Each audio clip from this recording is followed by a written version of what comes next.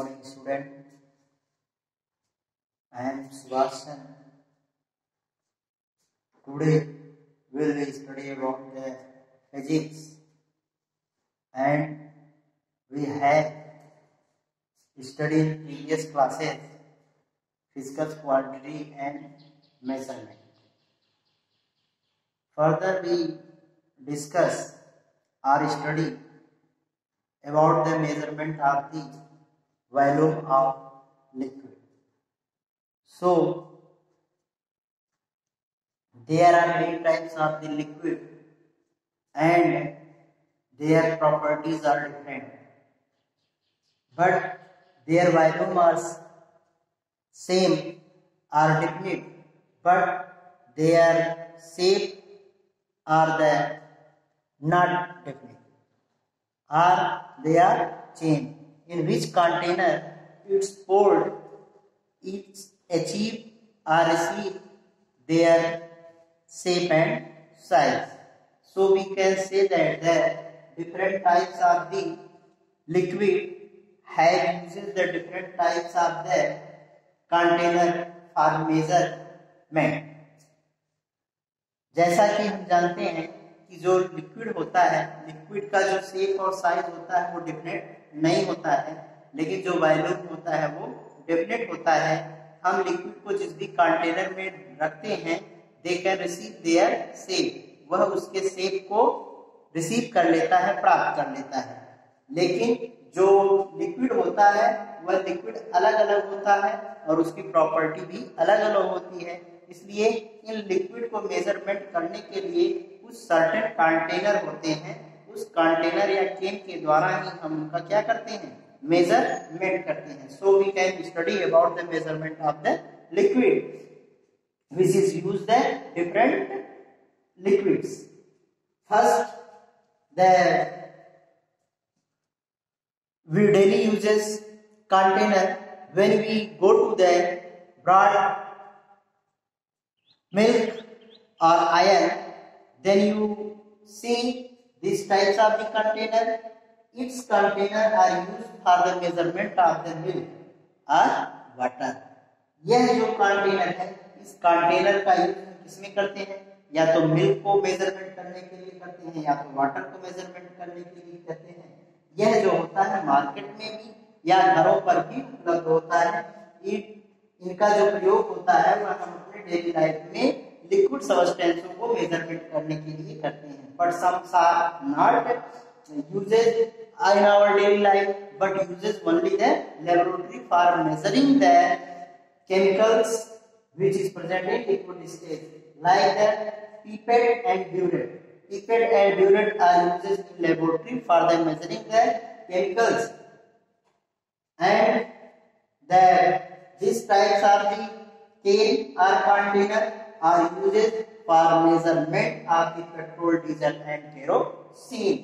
These types of the container, they are known as the cups of medicines, which is used for the measuring the medicinal chemicals. इनके द्वारा हम medicinal chemicals का measurement करते हैं. So we can say that the use of different types of the container for the measurement of different types of the liquid or substance. These types of the container are used for measuring the chemicals. इनका प्रयोग हम किसमें करते हैं, measuring chemical को major करने में करते हैं.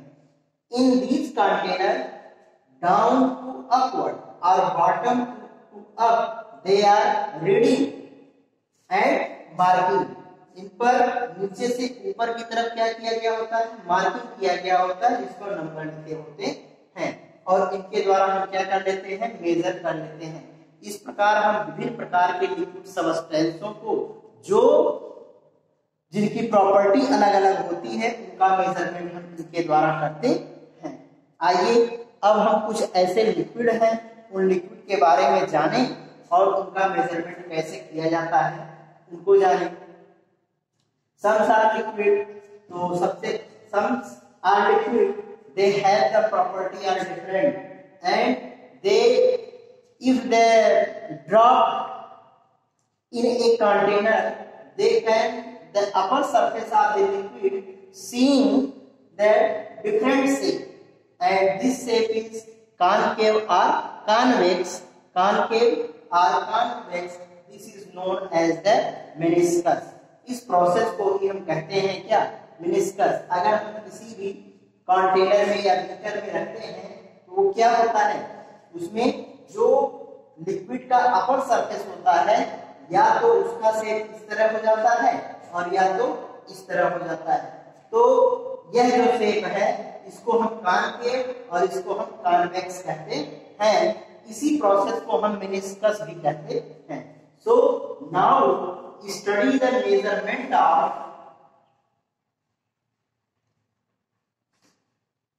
measurement of volume of liquid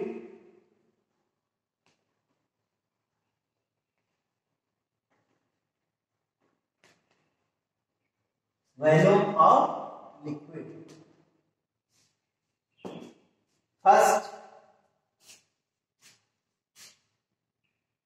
we study different types of container and the measurement of the liquids. But in the seeing of meniscus, they are the concave and convex. In first a beaker, take the water, and second beaker take the mercury or Hg. The upper surface are up and the its surface is down. So this shape is known as the concave and this surface is known as convex. Concave and convex. We know that actually we have the some precaution. So its container for actual reading, we keep that beaker at a plane surface and the eye side of in front of the container. जो हमारी देखने आंखें हो वह आंखें जो है कहां से देखें, एकदम सामने से देखें और इसको कहां रखा गया हो, किसी प्लेन सरफेस पर रखा गया हो जहां से हम इसको देख सकें. और अब अगर हमारी आंखों से ये थोड़ा सा अगल बगल या पास होता है, लेटरल होता है, तो यहाँ पर हमें दो रीडिंग दिखाई देती है. एक रीडिंग आपको दिखाई दे रहा होगा वो 100 दिखा रहा है और एक रीडिंग दिखा रहा है क्या, 110. In those readings the 100 reading is actual and the 110 reading is false. इन दोनों रीडिंग में अगर देखा जाए तो जो 100 वाली रीडिंग है 100 ml की, ये क्या है, एक्चुअल है, सही है, एक्यूरेट है, जबकि 110 वाली जो रीडिंग है वो क्या है, फॉल्स है. इसी प्रकार कॉन्वेक्स में अगर देखा जाए तो कॉन्वेक्स में ऊपर वाली जो रीडिंग होती है वो एक्चुअल होती है, यह सही होती है, जबकि नीचे वाली जो रीडिंग है वो क्या है, 120 गलत है.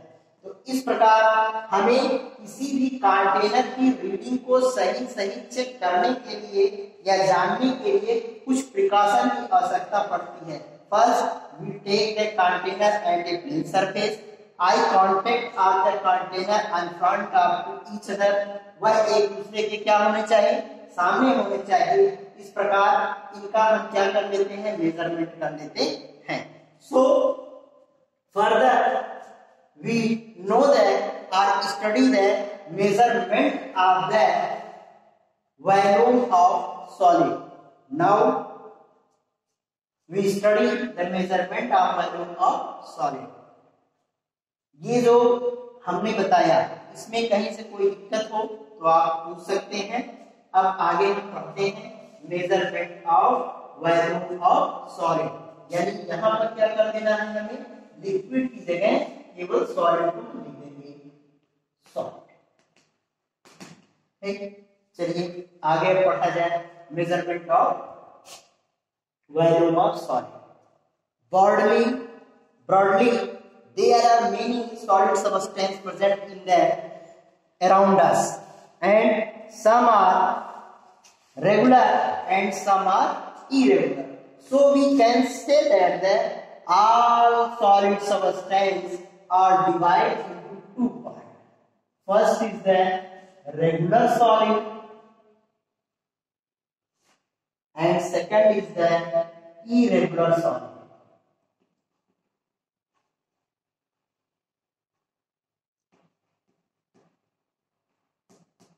Regular solid and irregular solid. Regular solid, irregular solid means the sum or shape of the substance or the regularity are present, or there the shape are regular and some shapes are not regular, like that cube and cuboid. Cuboid.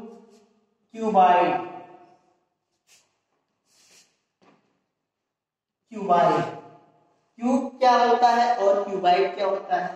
जो cube होता है इसमें जितनी भी साइडें होती हैं सभी साइडें क्या होती हैं?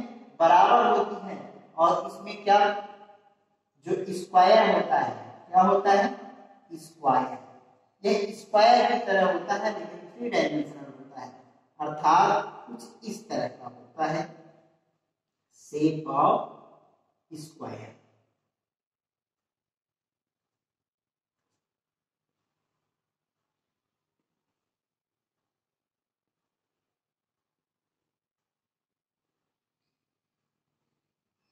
यह शेप ऑफ स्क्वायर, इसमें सभी साइडें क्या होंगी?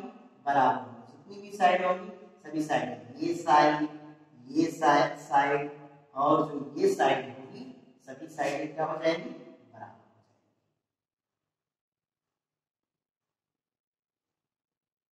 जाएंगी। All the side are equal. मान लिया ये है, ये होगा और ये भी होगा। जबकि क्यूबाइड जो होता है, क्यूबाइड में जो इन फ्रंट ऑफ साइड होती है वो बराबर होती है, अर्थात इसमें क्या होता है? इसमें रेक्टेंगल होता है। क्या होता है? रेक्टेंगल होता है। तो इसमें जो होता है वो रेक्टेंगल पाया जाता है, रेक्टेंगल होता है।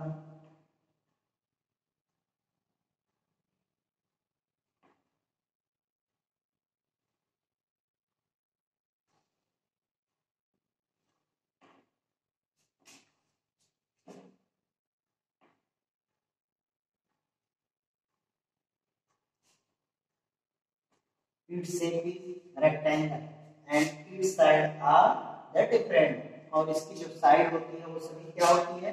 डिफरेंट होती है, अलग अलग होती है, कुछ इस तरह होती है। ये हो गया, ये हो गया, ये और अगर यह L है, यह B है और ये क्या हो जाएगा? ये H हो जाएगा। इसी प्रकार स्फीयर होता है। स्फीयर का शेप कुछ इस तरह होता है। स्फीयर हो गया। कोन होता है, cone shapes are the its type, it is cone shape, and cylinder shapes are its type. Cylinder are known as its. ये हाइट होती है, ये रेडियस होता है, हाइट और रेडियस, ये हाइट, इसको कहते हैं क्या? सिलेंडर। ये क्या है? स्फीयर, रेडियस, ये क्या है? इसको रेडियस कहा जाता है। तो ये जो क्यूब शेप होता है इसका जो फार्मूला होता है वो होता है ए क्यूब। यानी जो रेगुलर शेप के सबस्टेंस होते हैं या सॉलिड होते हैं इनके लिए स्पेशल फार्मूला होता है जिनके द्वारा हम इनके वैल्यू को क्या करते हैं? निकालते हैं। ये इसे कहते हैं ए क्यूब। ये इसका हो जाएगा L B H, L into B into H। यह जो होता है स्फीयर स्फीयर का जो फार्मूला होता है वो होता है क्या, इसके वैल्यू का 4/3 पाई r क्यूब, ये स्फीयर का होता है।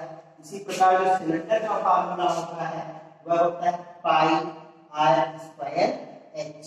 पाई r स्क्वायर h ये किसका है, सिलेंडर का।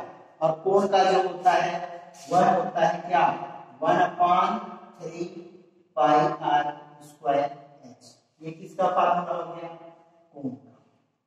इन सब के द्वारा हम क्या मेजर करते हैं, वॉल्यूम। वॉल्यूम किसका, वॉल्यूम किसी भी सॉलिड का वॉल्यूम अगर निकालना हो तो उसके द्वारा हम इसको क्या कर सकते हैं, मेजर कर सकते हैं। इसी प्रकार such that the irregular substance, that substance which is shape or size is irregular, then we measure by the some activities। अगर हमें कोई इरेगुलर सबस्टेंस हो और उस इरेगुलर सबस्टेंस के द्वारा अगर हमें मेजरमेंट करना हो तो इसके लिए हम क्या करेंगे, इसके लिए हमें कुछ एक्टिविटी करनी पड़ेगी। और वह एक्टिविटी क्या होगी, आइए देख लिया जाए। तो इसके लिए सबसे पहले हम क्या लेंगे, एक बीकर लेंगे। मान लीजिए यह बीकर हमने ले लिया। इस बीकर में हम अब कुछ अमाउंट में वाटर को फिल कर देंगे। वाटर को हमने फिल कर दिया, ये वाटर ले लिया। और ये हमारे पास कोई स्टोन था, इस स्टोन का हमें निकालना है क्या, वॉल्यूम निकालना है। तो इसको निकालने के लिए हमें एक धागा चाहिए, एक बीकर चाहिए, और इस बीकर में मार्किंग की हो और उसमें कुछ पानी भरा हो, वाटर ले लिया जाए। इस स्टोन को हम टाइट कर देंगे और टाइट करके इसी में इसको ड्रॉप कर देंगे। जैसे ही ड्रॉप करेंगे तो पानी का लेवल कुछ ऊपर की तरफ चला आएगा। मान लिया हुआ यहाँ तक पानी का लेवल उठ करके चला आया। पहले कितना था पानी, तो पहले जो पानी था वो मान लिया हमने कितना था भाई, 50 था, और अब कितना हो गया, 70 हो गया। यहाँ तक पहले यहाँ था और अब कितना हो गया। इसका मतलब इसके पानी का जो लेवल था वो अप हो गया, ऊपर चला गया। और पानी का जब लेवल ऊपर चला गया तो अब हमने कितना इसमें बढ़ोतरी हो गई, कितना इंक्रीजमेंट हुआ। पहले कितना था, 50 था, अब कितना हो गया, 70 था। तो कितने की बढ़ोतरी हो गई, कितना इंक्रीजमेंट हो गया, 20 का इंक्रीजमेंट हुआ। अगर हमें इसके वॉल्यूम को निकालना हो तो करेंगे क्या, इसके वॉल्यूम को निकालने के लिए हमें करना है कुछ इस प्रकार। सबसे पहले हम इनिशियल वॉल्यूम ऑफ वाटर लेंगे, यानी इनिशियल मींस प्रारंभिक होता है। Initial volume of water, initial volume of water. तो इनिशियल वॉल्यूम ऑफ वाटर को मैं मान लेता हूं कितना, V1। अब जब हमने इस स्टोन को इसमें डुबो दिया तो वाटर का लेवल कितना बढ़ गया, ऊपर हो गया। अब हम लिखेंगे final volume of water with object. मान लिया कितना हो गया, let that V2। We know that volume of object, or we find the volume of object. Find volume of object. Then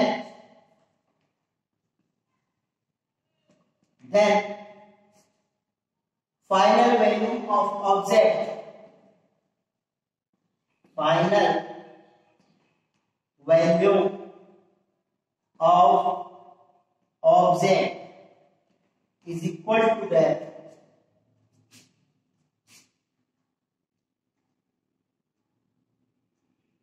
final value of object is equal to the final value of water with object. Final value of water with object. यहाँ हम इसको थोड़ा देंगे with object V2 minus initial value of water, initial value of water V2 नहीं sorry V1, that means that initial value 50 and final value 70, and V2 is 70 minus V1 is 50, then we find 70 minus 50 20 ml or 20 centimetre cubes. ये क्या हो जाएगा हमारा answer. इस प्रकार हम क्या करेंगे, कोई इरेगुलर सॉलिड का वैल्यूम निकालेंगे। वैल्यूम होता क्या है, वैल्यूम कोई भी सबस्टेंस अपने अंदर जितने अमाउंट को रखता है वही कहलाता है क्या, वैल्यूम कहलाता है। और the maximum holding capacity of the any liquid in a container is known as the capacity. कोई भी सबस्टेंस जितने अधिक मात्रा में अपने अंदर किसी भी पदार्थ को रख सकता है वह उसकी कैपेसिटी कहलाएगी। लेकिन जितने मात्रा में कोई सबस्टेंस रखा गया है वह कहलाएगा क्या, वैल्यूम। यानी कैपेसिटी एंड कैपेसिटी क्या होती है the maximum holding any liquid in a container is called its capacity. Capacity क्या है, किसी भी पदार्थ का अपने अंदर जितने अधिक मात्रा में हम रख लेते हैं वही उसकी कहलाती है क्या, कैपेसिटी कहलाती है। तो इस प्रकार हम लोगों ने सॉलिड के वैल्यूम के बारे में जानकारी प्राप्त कर लिया। हमें लगता है कि आप लोगों को इतना समझ में आ गया होगा।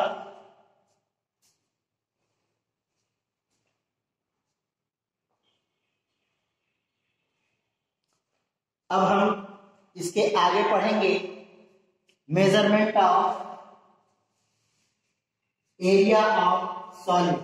अब किसी भी सॉलिड का हमें क्या निकालना है, एरिया जो निकालना होता है उस एरिया को हम कैसे जानेंगे, इसके लिए हम अगली कक्षा में पढ़ेंगे। In the next class we study about the area of the solid and the density and speed. So we can next classes starting the area, speed and density. In this class we know the volume of liquid and volume of solid. Thanks for watching and it's revised 2 times. इसको कम से कम आप लोग